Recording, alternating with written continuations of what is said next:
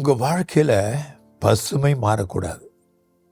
சில நேரங்கள் இந்த பசுமை என்பது பசும் புல் பார்த்துருக்கலாம். நீங்கள் பசுமையாக இருக்குது பாருங்கள், செடி மரம் எல்லாம் இருக்கும், இலைகள் பசுமையாக இருக்கும், பச்சை பசேர்னு இருக்கும்.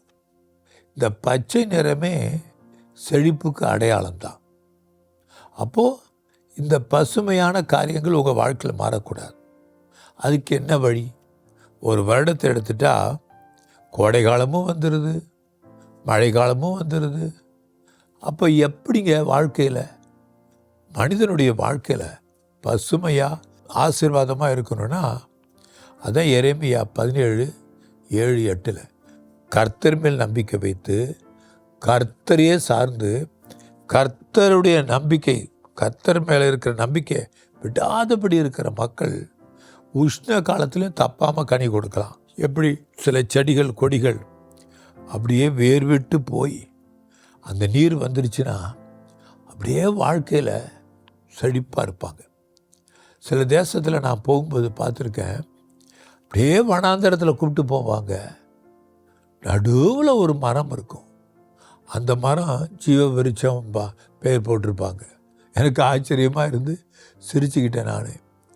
சில நேரங்கள் அப்படி தான் வாழ்க்கையில், அது எங்கே போய் வேர் விட்டு தண்ணீர் எடுக்கிறதோ தெரியாது, வனாந்தரத்தில் அப்படியே பசுமையாக இருக்கும். உங்கள் வாழ்க்கையில் கூட நீங்கள் வேறுவிடணும். இந்த வசனமாகிய கர்த்தருடைய வார்த்தையில் வேறுவிடணும். கர்த்தரை நம்புகிற மனிதர்கள் ஆண்டவரேன்னு சொல்லிட்டு ஆபத்து நேரத்தில் மட்டும் சில நேரங்களில் ஆண்டவரே அப்பா அப்படின்னு கதறுவாங்க. ஆனால் நீங்கள் எல்லா நேரத்துலையும், இப்போ ஒரு வாகனத்தில் புறப்பட போகிறீங்களா, ஜெபம் பண்ணி புறப்படுங்க. பிள்ளைகளோடு கூட சேர்ந்து ஜெபிங்க.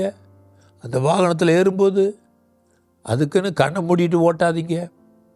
கர்த்தர் உங்களுக்கு துணையாக இருப்பார். ஜெபித்து அப்புறம் ஆரம்பிக்கணும் வாகனத்தில் போகும்பொழுது.